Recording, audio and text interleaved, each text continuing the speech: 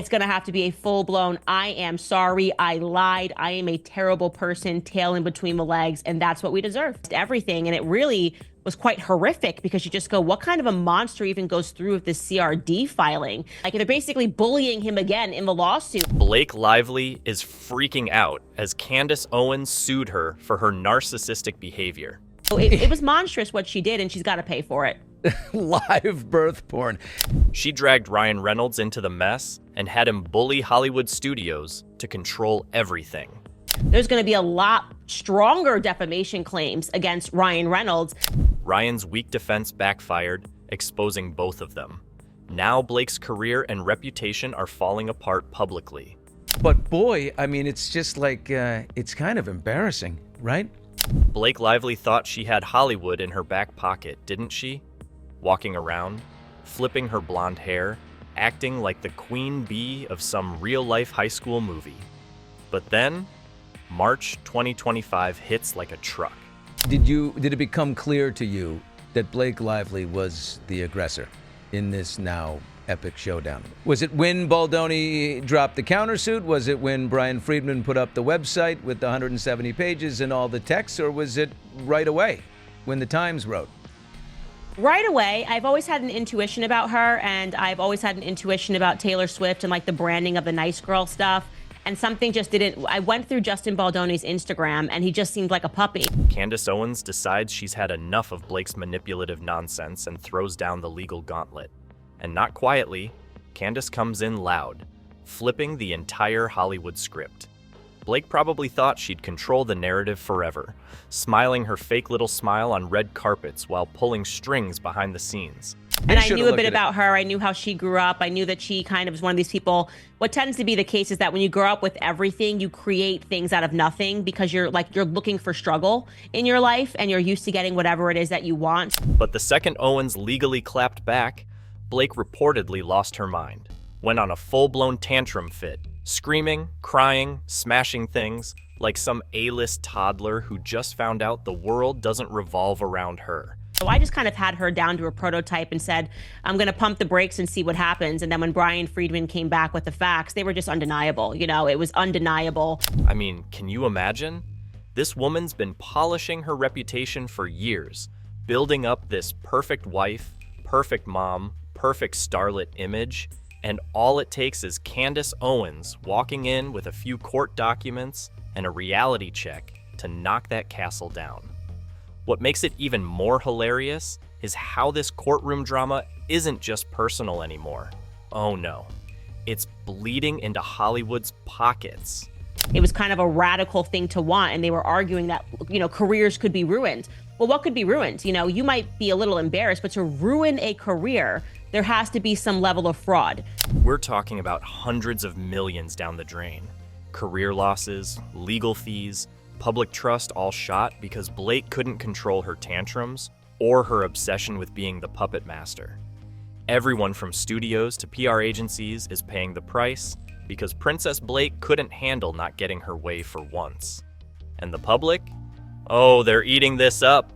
Blake's meltdown is the best reality show nobody asked for.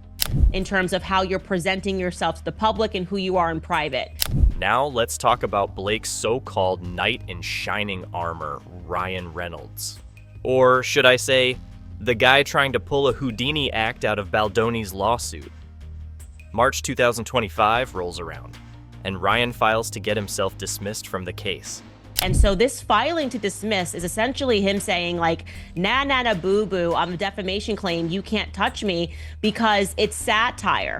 His excuse? He's just a poor, innocent, supportive husband who happened to be standing there while Blake threw bombs. Please. This man went out there calling Justin Baldoni a predator, spreading it like gossip at a country club. Ryan Reynolds did call Justin Baldoni a predator. And then had the audacity to tell the court, oh, that's just my protected opinion. Satire. Hurt feelings, that's all. Yeah, Ryan, calling someone a predator at a Deadpool premiere isn't exactly harmless banter, bud.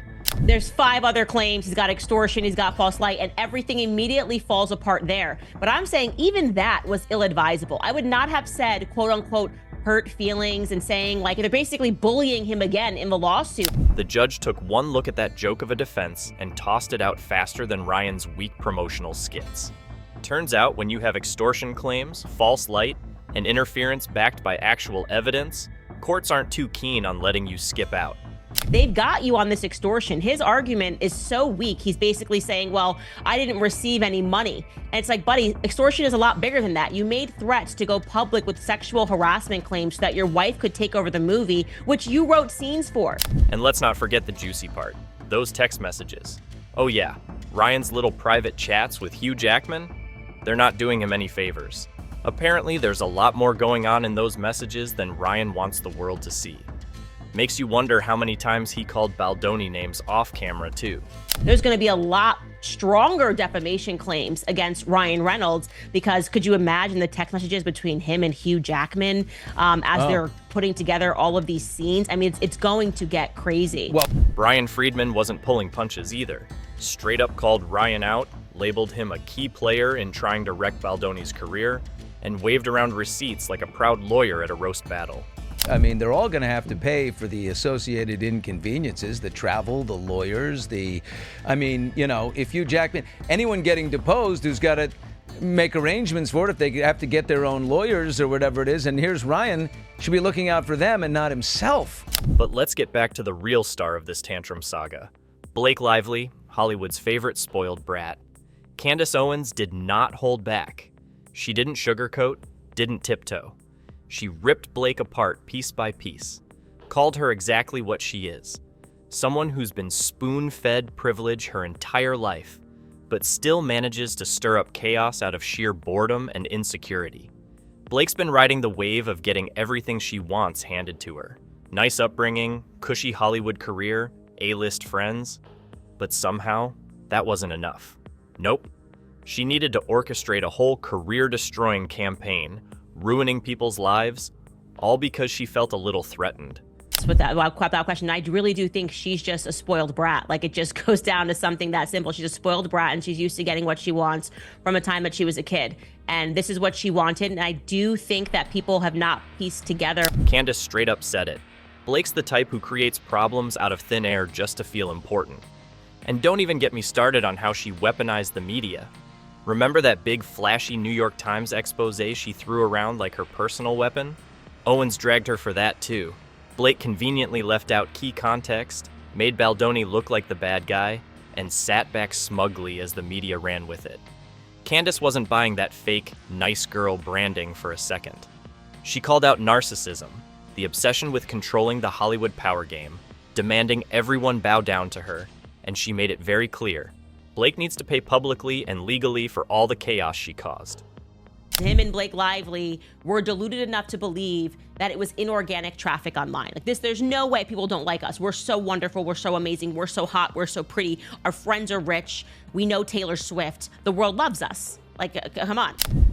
And can we talk about how satisfying it is to watch someone finally stand up to Blake's nonsense? For years, she's been hiding behind red carpet smiles, designer gowns, and carefully scripted interviews while pulling strings and destroying careers behind the scenes. But Candace? Oh, Candace walked in with facts, with legal action, and roasted Blake so hard, even Blake's PR team probably took a day off. No more hiding behind Hollywood sweetheart vibes. Owens laid it out plain. Blake's not some misunderstood actress. She's a spoiled, manipulative brat who thought the rules didn't apply to her. So everything is falling down for you guys because people perceive you as bullies. And you're essentially saying like a bully argument, which is, so what, big deal, sorry your feelings are hurt, but this isn't a rise to an actual claim.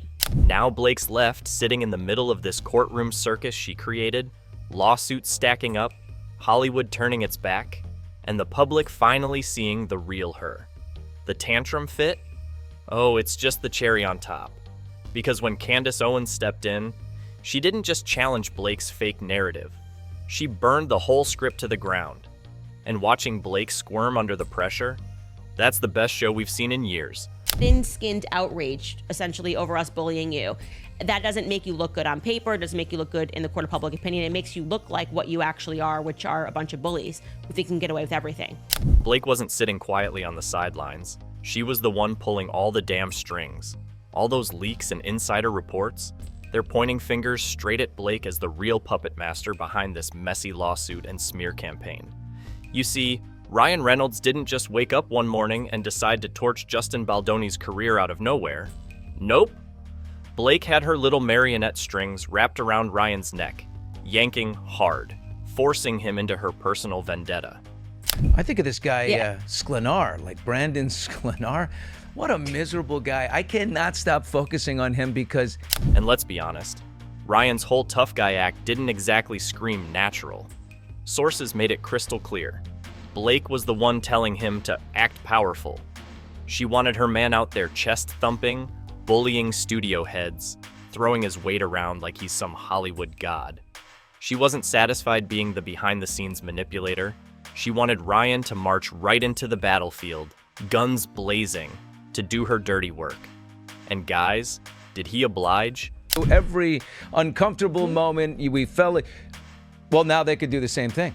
You know, but Right. Brian Friedman could say, here, exactly. Okay, you want to do a settlement? Here it is. We're going to write, you are sick people who tried to take over my movie and crush a little peanut like me just because I'm a man bun wearing, soft, beautiful soul. Remember that infamous January 2024 Penthouse meeting?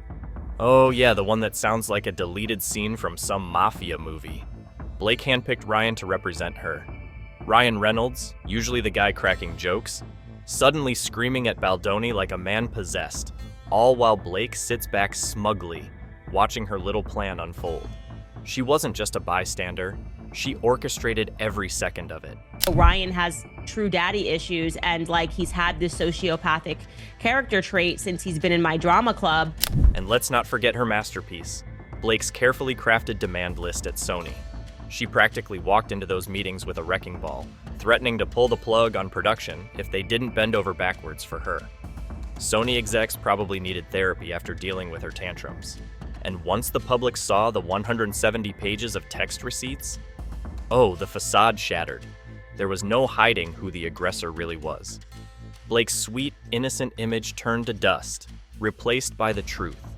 A control-obsessed, power-hungry diva who used everyone around her like chess pieces. And I actually do believe that Ryan Reynolds has demonstrated that he's a narcissist. He's a total narcissist. He cannot comprehend a world.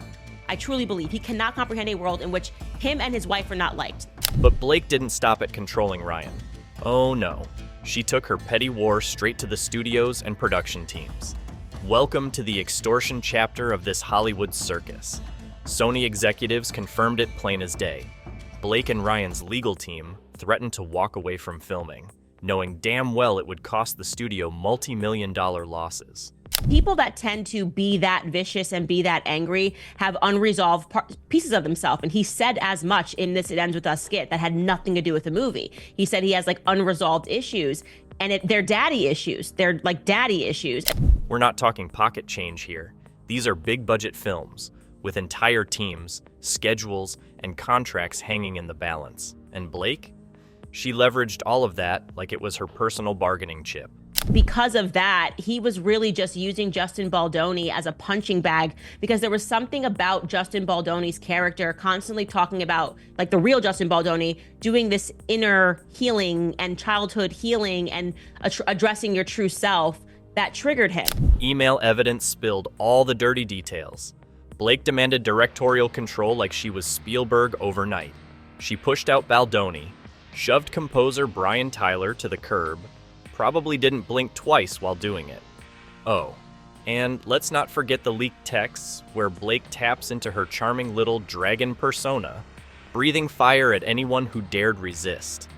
Even Taylor Swift couldn't escape being dragged into Blake's ridiculous demands, whether Taylor liked it or not. They used to replace what his name is, Brian Tyler, the composer on the movie. Well, Taylor Swift is not going to give you this unless we get what we want. She wants this credit. She wants this credit. She wants her edits. Candace Owens didn't miss a beat exposing this. She laid it out clear as day. Blake wasn't negotiating, she was extorting. Threatening sexual harassment claims to force the studio's hand? That's not assertiveness. That's coercion. Owens called it what it was, a flat-out hostage situation. Brian Friedman backed her up, pointing straight to those receipts showing how Blake used threats, manipulation, and straight-up bullying to get her way. You want to know who's running the show? It's not the studios, it's not the producers, it's Blake, running around like the self-declared queen pin of Hollywood.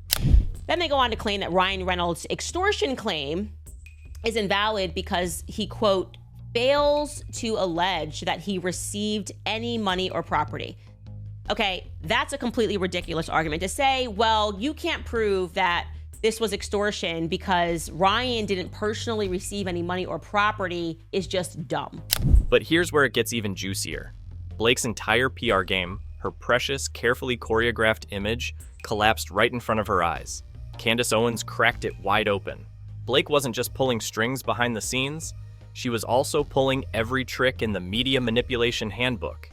Owens exposed how Blake's campaign to ruin Baldoni wasn't just about legal filings, it was a full-blown media war. Straight out of the Operation Mockingbird playbook, except instead of government agencies, it's Blake and her PR goons gaslighting the public like it's their part-time job. And then we got to read Ryan demanding that they make a public statement taking full ownership over Blake's reputation being sunk by her own interviews. And The New York Times? Glamour magazine?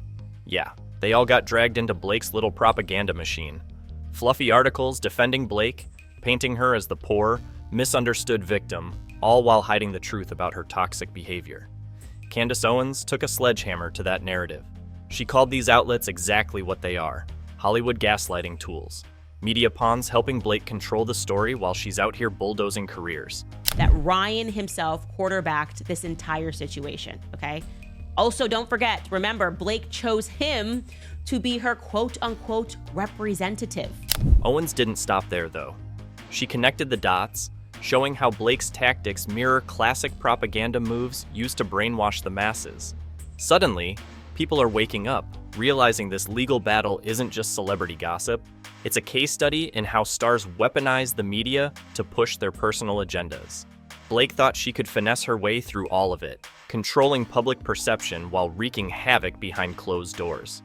But Owens made sure every skeleton in Blake's closet got dragged out and paraded for the world to see. She quite literally spells that out in her own complaint, that she had a right to choose somebody to be her representative, and she chose Ryan. So you can't do the now I'm just a doting husband. You can't do I did what any husband would do and I just believed my woman, okay? And it's not just about Blake's PR image anymore. It's about how the whole damn system got exposed. Blake Lively, Hollywood's perfect darling, turned out to be the queen of manipulation, running extortion games, pulling puppet strings, and gaslighting millions. Owens flipped the entire script, showing everyone exactly how far Blake was willing to go to protect her crown. And let's be real, watching her empire crumble under the weight of her own lies, that's the plot twist no one saw coming, but absolutely everyone's here for. Well, It's gonna have to be a full-blown, I am sorry, I lied, I am a terrible person, tail in between the legs, and that's what we deserve. Ryan Reynolds really thought he could play the victim card in this mess? His legal team marched into court, straight-faced, and tried to convince everyone that calling Justin Baldoni a predator was just harmless satire. Yeah, apparently labeling someone a predator at Hollywood events is now a comedy sketch. Ryan, I would say, in my opinion, is plausibly the most guilty party of this entire thing, okay? He has just been publicly humiliating Justin Baldoni as soon as he could, as many times as he could, and using as many A-list actors as he could. They argued that the whole thing was just thin-skinned outrage over a joke, as if Reynolds was doing stand-up instead of dragging a man's reputation through the mud. The court wasn't buying that nonsense, and neither was anyone else. The public torched him. People saw right through it. Bullying wrapped in a Deadpool punchline doesn't make it less toxic. Nobody's laughing, Ryan. So the idea that Ryan's gonna come to court and claim that he is wrongly named in this lawsuit, it just sort of offends my sensibilities a little bit. Just like it offends my sensibilities to keep telling me that you keep writing yourself as a homosexual man into all of these various circumstances. And Candace Owens? Oh, she absolutely obliterated him for it. She pulled no punches, calling out how Reynolds has this weird little habit of writing himself into every skit, every movie, every talk show appearance as some pseudo-homosexual character. Not because it's funny, but because it feeds his ego and need for control. Candace pointed out what everyone was thinking, but too scared to say. Reynolds' so-called humor is really just a desperate flex for dominance, especially when the man can't handle not being the center of attention. He wasn't roasting himself. He was trying to roast Baldoni under the guise of being funny. But here's the kicker. When you've got text receipts, public statements, behind-the-scenes script involvement, and witnesses confirming you orchestrated the smear campaign, you can't hide behind a Deadpool mask anymore. Just imagine what his text messages are going to say about Justin Baldoni. If he was willing to call him a predator publicly, as he assumed this nice pool character, just imagine what we're going to find when we can read text messages between him and Hugh Jackman. Ryan's entire defense crumbled in court, right along with the facade that he was some clueless, supportive spouse just along for the ride. He was knee-deep in this mess, crafting scenes, strong-arming studio heads, and making sure his fingerprints were on every piece of damage. But also said that Blake is really tough on Ryan. It's not just Ryan, but that she is like, look, you're the A-list guy. You need to do this. Show me you are that big, powerful guy in Hollywood. And the best part? Candace didn't just stop there. She slyly hinted that Ryan might soon be looking for an exit route, not just from the lawsuit, but from the marriage itself. Imagine putting your career, your public image, and your marriage on the line to play attack dog for Blake Lively, and then realizing the court's not letting you off the hook. Brutal. Like 30 times via various skits, some skits that were in movies, some skits Family that Guy? were just a part of the Golden Globe. No one says, like, hints that he's gay more than Ryan Reynolds does. Now, speaking of brutal, let's talk about the social fallout raining down on Blake like a Category 5 hurricane. All those shiny, loyal Hollywood friends she used to parade around? Yeah, they're gone. Sources confirmed people like Bradley Cooper, Hugh Jackman, and Sean Levy are keeping their distance. And he's mumbling through giving word salads and he's so miserable. Then, of course, Ryan Reynolds gets him to do this dumb skit with Hugh Jackman and Ryan's mom. And there's Sklenar. He doesn't have the ability to say no because he wants to be as big as Ryan Reynolds or Hugh Jackman one day. So, okay. No more A-list brunches. No more squad goals photo shoots. Blake's little empire is crumbling, and nobody wants to be caught in the rubble. Even Taylor Swift, who Blake loved to name drop like her personal safety net, is now dodging subpoenas and ghosting the entire situation. And then we're going to see the rubber meet the road. They're going to understand what the implications are of these subpoenas. They're going to understand what the implications are of putting Taylor Swift under oath and going through Taylor Swift's text messages. And can you blame her? Blake's been leveraging Taylor's name for control, dragging her into meetings, pretending she's got the Dragon Queen's approval. And now that things have hit the fan, Taylor's nowhere to be seen. Classic. But I'm going to go with it's also Ryan Reynolds. I think Ryan Reynolds has a few secrets in the closet, too, that they don't want people to be taking a look at, and it's going to destroy these people. That's why they wanted this attorney's eyes-only privilege. Studios aren't faring much better. Sony probably wishes they never took Blake's calls. After caving to her diva demands, rewriting scripts, booting composers, and bending over backward, what did they get? Millions lost in reshoots, endless legal fees, and a PR nightmare that keeps getting worse. Candace Owens didn't hold back on this either. She put the spotlight on how Blake's petty jealousy even extended to Scarlett Johansson.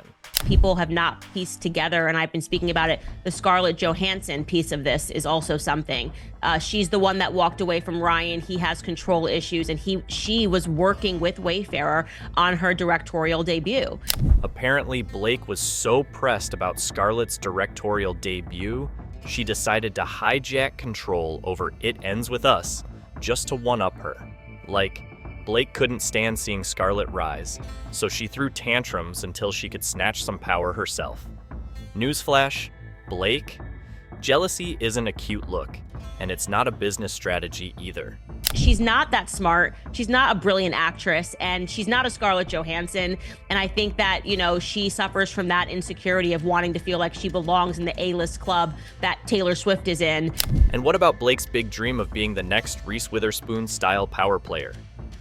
Producing, directing, building her little media empire? Yeah, that's toast. Gone. Replaced by legal disasters, media backlash, and the entire Hollywood circle realizing that behind Blake's polished Instagram feed was a control freak willing to burn down careers for a taste of power. She wanted to be the boss. Now, she's the cautionary tale. Because here's where the whole thing comes crashing down. Blake's carefully curated image, the sweet, bubbly starlet, the perfect wife, the Hollywood golden girl, it's in ruins. Candace Owens dragged all the manipulations into the light, exposed every lie, every tantrum, every dirty PR trick. Candace demanded full accountability, a public apology, not some behind-closed-doors settlement where Blake gets to slither away untouched.